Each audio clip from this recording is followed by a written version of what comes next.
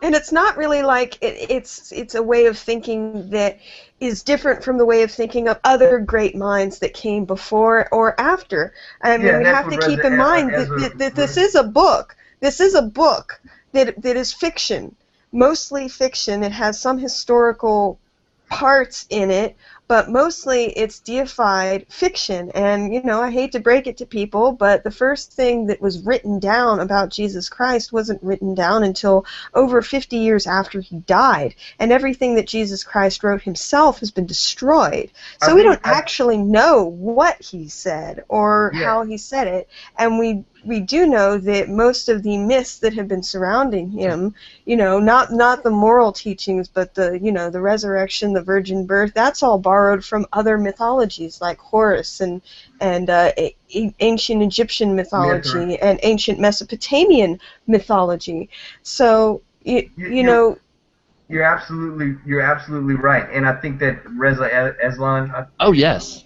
Right. Yeah. So you take what he said, which is basically like Jesus was not really a person as a physical being, but more so a collection of like past prophets that came before him. Doesn't that make a lot more sense? Like don't you go through life and don't you meet people that have like an angle of looking at things that make you go, you know, he might have a point there. So it's more so a collection of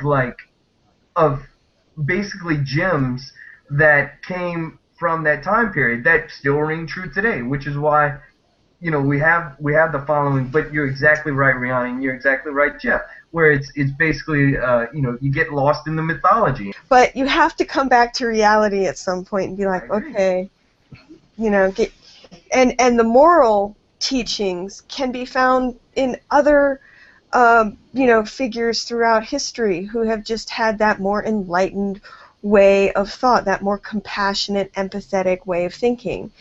And, you know, it's like in John Lennon, in Martin Luther King Jr., in Abraham Lincoln, you know, Leonardo da Vinci. There's been a lot of people throughout history. Yeah. You know, people who fight and stand for wisdom and compassion and understanding and a better world order. So we don't have to take just from him, and it's not necessarily the best source for our morality because, you know, there are more recent resources to take advantage of, and we have our own conscience as well to look to. And one thing to remember too about, you know, the mythology and the Bible in general is something called the Council of Nicaea, right? And of course it's where Emperor Constantine 1600 years ago decided to make a political document. From that council, he created what the commonly known Bible of today. I mean, from picking and choosing, from cherry picking all the different volumes. A lot of the passages that were written by women, for example, were completely left out. You know, things were edited, clipped, and cut, and put in different places than they were before. Things were retranslated.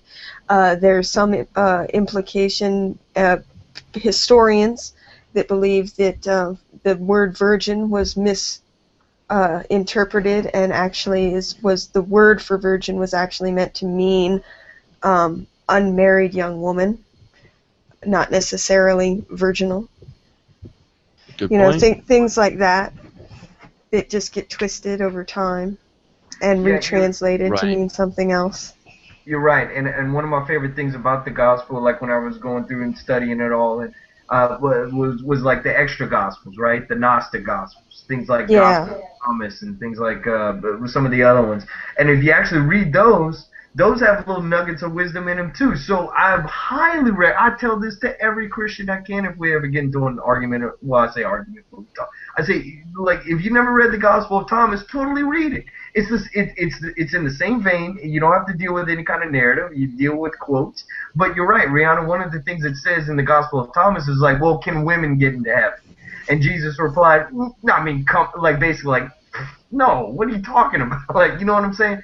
So it's not perfect in that essence, but there are a lot of like sayings in there that you can get a lot out of, if that makes any sense.